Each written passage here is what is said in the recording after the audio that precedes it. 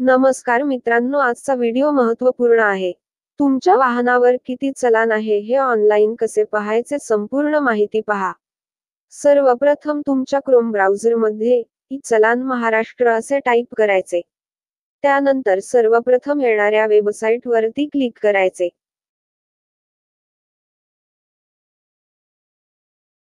त्यानंतर तुमच्याकडे तुमच्या गाडीचा नंबर म्हणजेच व्हेइकल नंबर मध्ये नंबर टाकायचा. त्यानंतर चासीस नंबर टाकायचा. किंवा तुमच्या जवळ जर चलान नंबर असेल तर तो चलान नंबर या आयकॉनवरती क्लिक करून चलान नंबर प्रविष्ट करायचा.